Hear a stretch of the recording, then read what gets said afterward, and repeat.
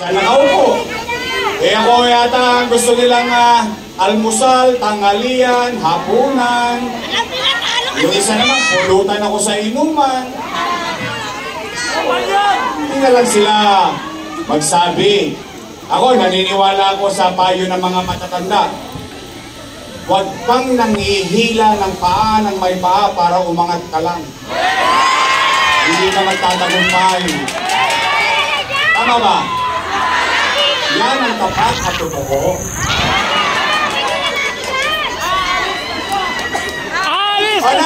Tay! Ako, nakakalungkot man, pero huwag kayo masyadong magsigawan ng bumalik ka na, baka masigawan din kayo. Ano nga isigaw ninyo? Aalis na siya! Aalis na siya!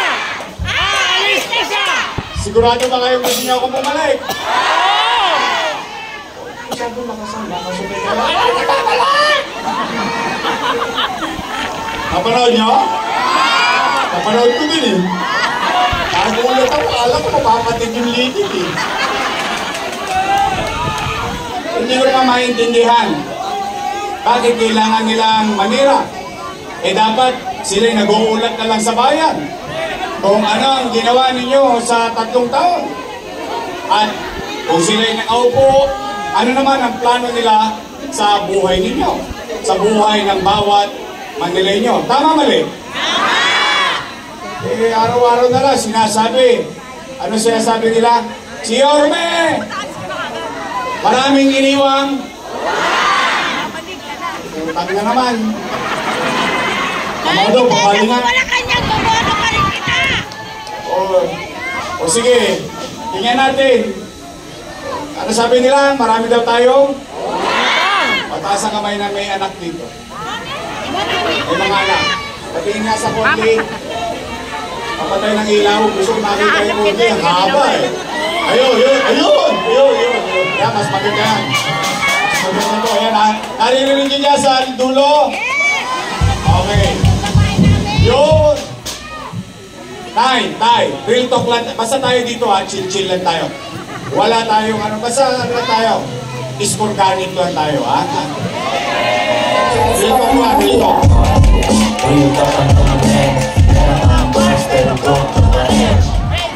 Okay. Tay. Real talk.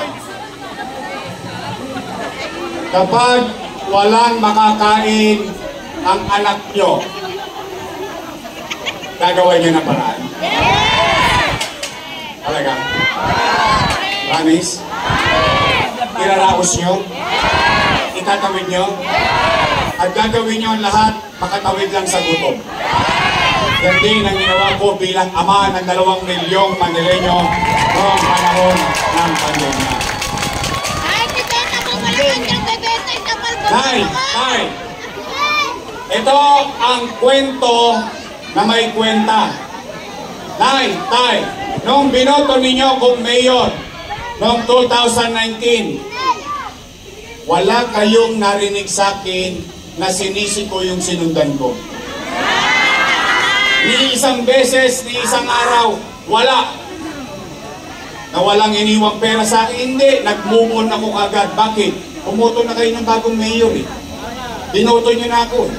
Di ibig sabihin, cargo ko na lahat ang responsibilidad ng opisinang yon. Tama ba? Anong una kong ginawa? Nilinis ko ang Maynila. Dinisiplina ko ang Maynila. Yung mga Tolonges, pinagkakalawit ko.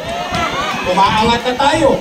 In fact, Tay, mga lolo't lola ko, mga batang Maynila, pansinin nyo, you can Google it, yung ginagawa sa Maynila, naging pamantayang gawain sa buong bansa. Ipinatupad ng DILG na kung ano nangyayari sa Maynila, gayahin sa bawat syudad sa buong bansa. Lumilipad na tayo, umaangat na tayo, bigla tayo nabunggo, boom! Panis. Anong nangyari? Nagkaroon ng anong masamang epekto ng pandemya? Wasak ang ekonomiya. Walang ekonomiya, walang hanap buhay. Walang hanap buhay, walang trabaho. Walang trabaho, walang picha. Walang picha, walang chicha. Tama, mali? Pero kayo, mga taga-anak bayan, Muñoz, kayo dito lahat, kayong mga nangabuhay, kayong mga nakatayo pa dyan kanina, kayo ang testigong buhay dahil yung ibang testigo ko patay na. Wala, nagka-COVID, dahil nangagawa natin. Pero kayong lahat hanggang doon sa dulo, at least masasabi ninyo, noong panahon ng pandemya, walang nagutom sa lungsod.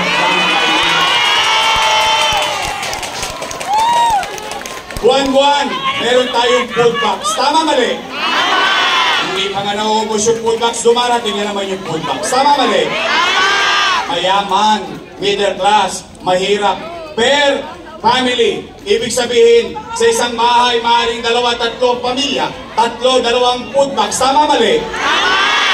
700,000 families.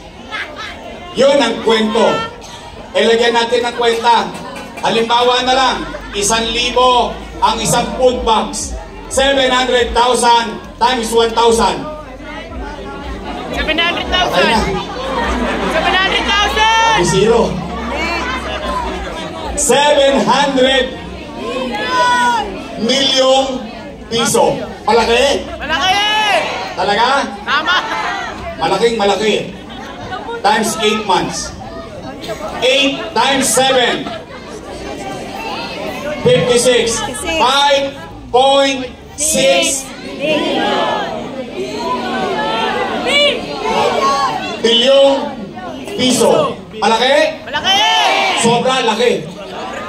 Tama, mali? Tama! Nasaan ang 5.6 billion natin? Nasa bulsa ko! Inayin ka. Iluwa. Gone with the wind. Nagdaan lang yung 5.6. Pero ano? Nakain natin? Naramdaman natin? Nagkaroon tayo ng kapanatagan ng pandemya.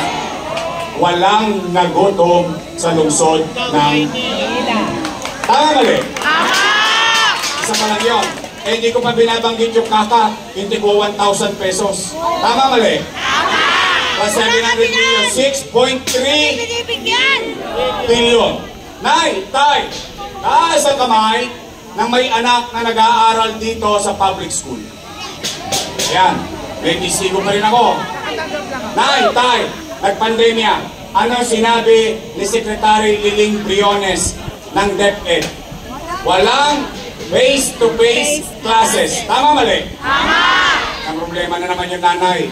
Ang problema na naman yung tatay. Bakit? Wala nang ang trabaho, tukod na sa chicha, totosgas pa ng tablet. Pero hindi! Ang dami namin tablet! Sa Maynila, nagkaroon ng 110,000 na tablet sa mga public school students. Tama, mali? Tama! At hindi lang tablet, may libre pang internet. Tama, mali? Tama! Walang tosca si nanay, walang tosca si tatay.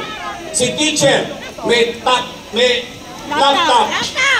10,300 teachers. Bumili tayo ng 11,000 laptop. Si sir, si ma'am, may laptop, may internet. Nakaraos ang pag-aaral ng ating mga anak. Tama, mali? No, magka. 1 bilyong piso yung tablet at laptop. Magkano internet? 300 million pesos. 1.3 plus 6.3.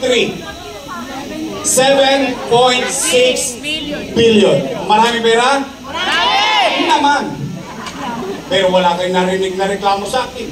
May bakit? Eh, nag-mayor ka eh. Kahala ka pala eh. Pala desisyon ko eh. Pero nakaraos tayo. Tama, mali? Tama! Chicha, eskwela. Tama, mali? Tama! Eh, paano pa yung remdesivir? Tocilizumab. Molnupiravir. Daang-daang libo ang halaga ng isang gamot. Pabuhay lang ang isang pasyenteng taga Maynila na may COVID-19. Nay, tay, paano yung AstraZeneca?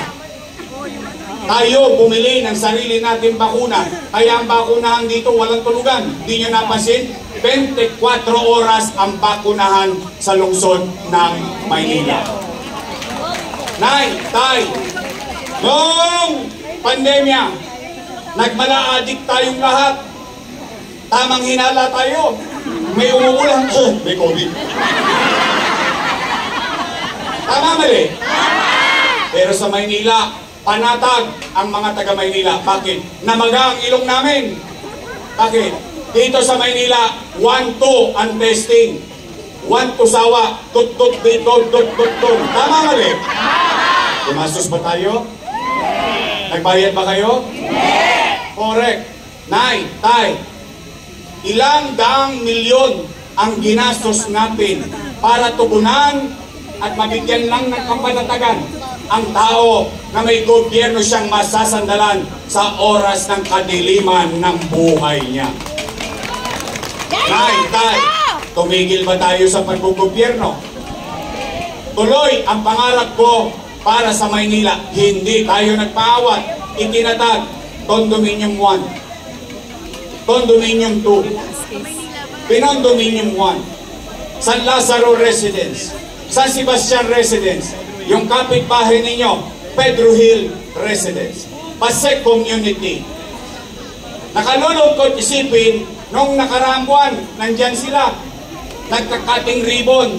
Ang sabi nila, sila daw ang may gawa. Mga angkan! Uy. Pero yung pinapagawa nun, inutang ko, kasalanan ko. Utang ina yan. Kabataan, sinabi ko ha, utang ina yan ha. Huwag kayong nagmumura, masama yan. O nay, tay. Rosario Almario Elementary School, Manila Science High School, Albert Elementary School, all 10-story, fully air-conditioned public school. Magsaysay High School, nung umalis ako, 5th floor na. 3 taon na akong wala, 5th floor pa rin. Nay, tay, Paseco Hospital, nung umalis ako, Kawana. Ngayon, 3 taon na akong wala, sarado pa rin. Nay, tay, bagong ospital ng Maynila, 10-story fully air-conditioned public hospital na may CT scan machine, na may MRI machine. Magkano yan? 1 milyon? Hindi. 10 milyon? Hindi. By the hundreds of millions. Ang pinagtataka ko lang, bakit hindi nyo nagagamit? Ano yan, drawing?